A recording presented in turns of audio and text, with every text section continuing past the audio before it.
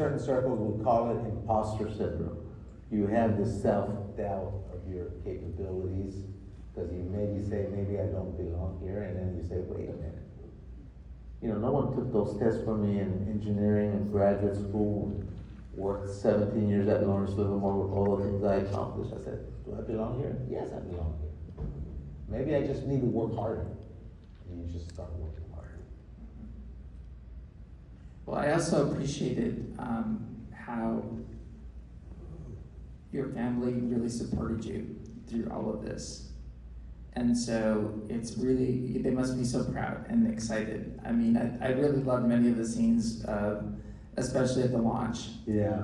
And, you know, I wonder what was going through their minds. Like, oh my gosh, he's really going to space. Yeah. What did they say to you after you came back? Did they share any of their thoughts? First of all, let me just say, as you saw in the film, I think the real hero is my wife. She's the one that really, because after my 6th rejection, I was ready to chuck it. I was ready to give up. And it's when she said, what did they have that you don't have? And I looked for those answers. I found out I had more work to do because I wasn't a pilot. I wasn't scuba dive certified. I didn't know the language of a space partner. And all those things I acquired over a period of years up to my 12th time, and that's what allowed me to get selected. Now, my father and my parents, obviously they're very proud. But you saw in the credits that we still pick grapes. I still drive a tractor, but they're my grapes and my tractor. And my father helps me. And I'll bet you a cup of coffee at Starbucks that he's more proud that I own a vineyard than having gone into space. Because he's so proud, he's out there all the time helping me, and he's just proud. He's a man of agriculture, and he helps me quite a bit. Oh, I love that. Well, I'm curious. Well, I've got to ask you because I'm a bit of a foodie. Do you crush your own grapes? Are you actually fermenting and making wine, or do you provide the grapes? Oh, you're going to let me make a commercial. Thank you. Tierra, remember my wife's restaurant, Tierra Luna Grill? Yeah.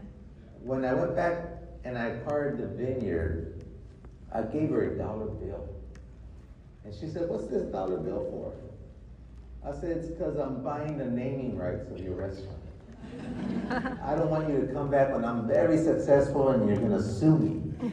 So here's your $1, and I'm gonna make wine, and I'm gonna name it. The label's gonna be Tierra Luna Cellars. That's with a C, C-E-L-L-A-R-S. And if you put it .com, you'll find it.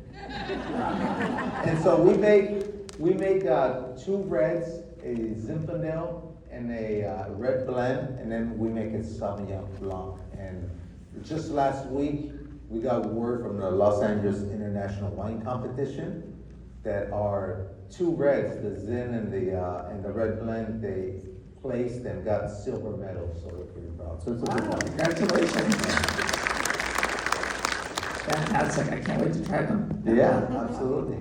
TierraLunaCellars.com. So I wanted to, speaking of role models, I'm aware that you know Franklin Chan Diaz. Oh, yeah. I do as well. He's an amazing person. And so how was he supportive to you or was he an inspiration to you when you were going through your astronaut training? Absolutely, absolutely. You know, I was in high school when he got selected. I was a senior. I already wanted to be an astronaut, right, since I was 10 years old in the 5th grade. But, you know, you go through high school and, you know, you go through different experiences and you got it in the back burner. Yes, I want to be an astronaut, but right now I'm a senior. You get senioritis and you're going to go to college and all that kind of stuff. But then I hear the news that the first Hispanic American gets selected at NASA, and that was none other than Dr. Franklin Chan Diaz. And that's when I said, they let him in, they're gonna let me in. So he empowered me to believe it. And I'll tell you, I made the list of astronaut finalists 3 times, which means you're in the final 100. You get interviewed and everything. You don't get selected the 2 times I came up short.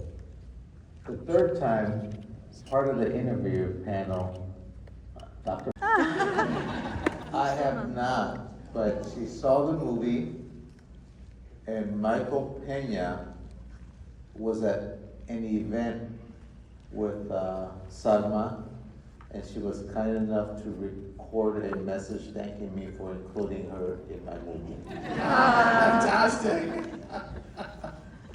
Well, I have to ask, I mean, you've been so generous and being at screenings with the film, and so every time you see it, do you relive your experience? How is it for you, having seen it many times? It's always a surreal moment because you really look at, you know, I promise I didn't grow up saying one day they're gonna make a movie about me. That wasn't it. But I did grow up saying one day I'm gonna be an astronaut.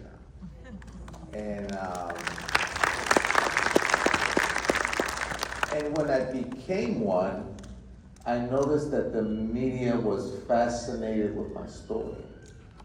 And I immediately realized that I became a role model. All astronauts are role models, but in my case, it was a little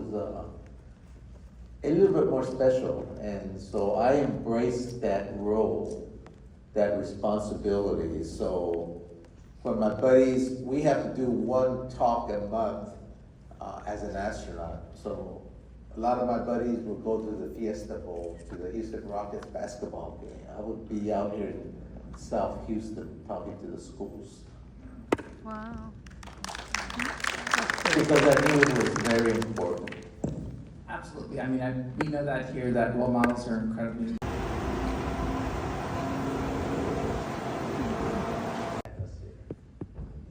And let me tell you guys, it's scary that I became an instant environmentalist because I said, wow, that's what's keeping us alive. It looks so fragile, so delicately balanced, that I said, those environmentalists down there have it correct, that we need to be good stewards of our environment if we want to leave the planet in as good or better shape for our kids and grandkids. And so me, that was the big take-home experience that I had. That's really powerful, because I think that they talk about the overview effect, right? That astronauts experience, that you recognize how fragile Earth is when you see it from space. You know, along those lines, something that really resonated with me was something that NASA emphasizes, that we all set our own limits and boundaries. And something that was so incredible was hearing the story of your family and the persistence and the tenacity, and I love that message about tenacity, and that's something that you really had to embrace. How do you, what words or thoughts do you have to help inspire other people to recognize that each of us sets our own limits? We're capable of so much more, and we often don't give ourselves permission, right, to stretch beyond, because we're so really powerful as individual beings.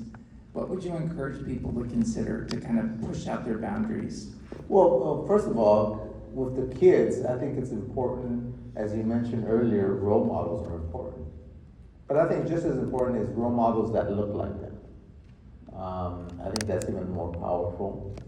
I remember, you know, when I saw Gene Cernan walking on the surface of the moon, you know, I couldn't see him. I just saw the white suit, and I saw this gentleman walking on the moon, and I said, that's what I want to be.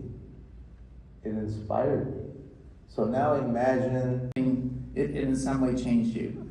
Well, you know, you achieve your goal. You achieve your goal, and you feel very satisfied that you're up there finally attaining what you worked so hard for.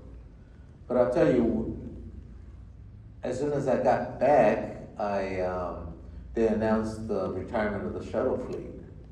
And I knew there was there was not gonna be another flight for me on the shuttle, but I spoke Russian, so it was gonna be pretty easy to hop on a Soyuz flight and go with the Russians. But at that point in my life, I realized that the training profile was about 3 years. And you come and go to Russia during those 3 years. You go up for 6 months and then you go on the road for 6 months. So a total of 4 years where you're away from your home about 80% of the time. And at the time I had, I have my 5 kids, but the oldest was 15, the youngest was 6.